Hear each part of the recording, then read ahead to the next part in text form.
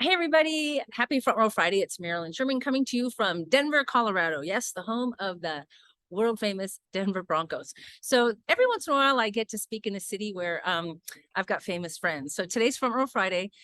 I'm going to invite one of my dear friends to talk about one of his stories that's on page 56 of my book. It's our hole in your bucket list. So Mark, thank you so much. This is Mark Jackson, by the I am way. sitting on her lap right now, literally. So One of good. the three amigos from the Denver Broncos. And he has such an inspiring story, but there's a very specific story that I love to tell from stage. But today I would like him to tell you. And it was wild to have you in the audience to make sure that I told the story Fact right. checker. She absolutely crushed the story today. Well, tell people what the story is because it's so inspiring. Well, back in 1986, I'm an old cat. I was drafted by the Denver Broncos in the 6th round. And what does that mean? It means that I had probably about a 50-50 chance of making a team, or maybe even less. And at that time, they had about 16 receivers in camp. So I wasn't feeling really good about my chances of making a team. I was tired. I was worn out, and it just seems like the receiver coach, Mike Shanahan at the time, was my receiver coach, and he was just riding me every day. And my energy levels were low to the point that I just said, you know something, I can do better than this thing, this NFL thing. I quit.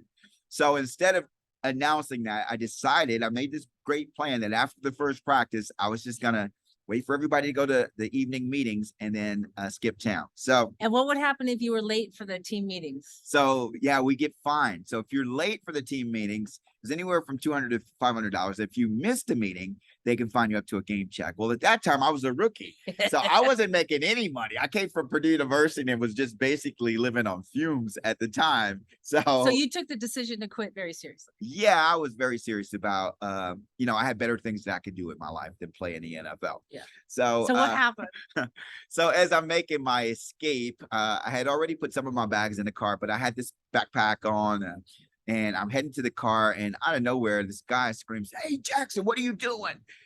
It was Bill Angel, right? It was a guy that was just a huge fan. He and his wife, Donna, his son Blake, his 2 daughters, they would always come to practices, and you'd see them very frequently. I mean, they were regulars at the practice, and he knew our entire schedule.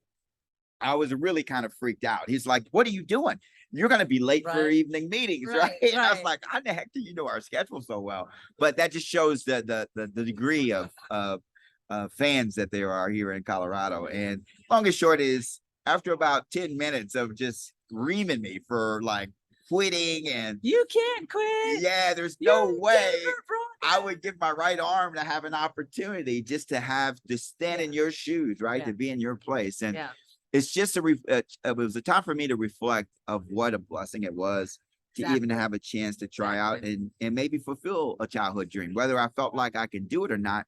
What I discovered afterwards was I get to let the coaches make the decision. I just get to show up and perform. Yes. And literally, as God would have it, who's always on your side and mine, uh, once I made the decision to go back and actually go to meetings, I start to think and weigh heavily on my mind that, man, I'm going to lose a whole week's check, right? Because we were getting paid about $500 for the week. Mhm. I'm losing a whole week's check. And as I'm approaching the big meeting room that we were at, that we would have the meetings in, I see a lot of guys just standing outside of the hall that we usually have the meetings in.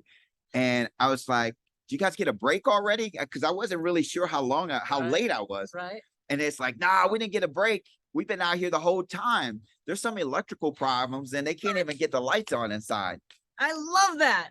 I love So that. nobody even knew that I was gone. He quit the team and he came back and no one even knew that he had quit the team. Absolutely, And so obviously you made the team. I did make You the made team. the team and then you became, tell us how long were you in the NFL and how Played 9 years in the NFL. Later that year, after making the team, I caught one of the most recognized plays in NFL history. Actually, I scored the touchdown, caught the ball for the drive at the end of the 98.5-yard drive in the AFC Championship game, Yeah. Denver Broncos versus the Cleveland Browns. So Yeah. it Huge took us, moment. yeah, it Huge. gave us an opportunity to go to the Super Bowl, and the rest, as they say, is history. And you've been to 3 Super Bowls. Yes. And show us the ring. Whoops. Oh, where'd it go? Where'd the ring go?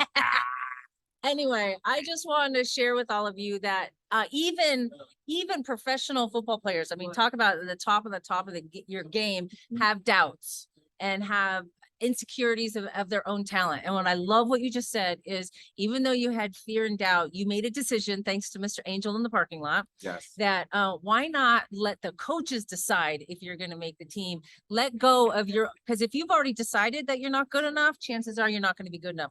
But you decided to let go of that fear and let go of that doubt, and let the coaches decide. And they decided very well, because they chose you. You made the team. So thank you, everybody, for listening to Front Row Friday. And Mark Jackson, thank you so much for being here. I know I love you, Marilyn Sherman. I love you too, and I'm just so happy that you're here.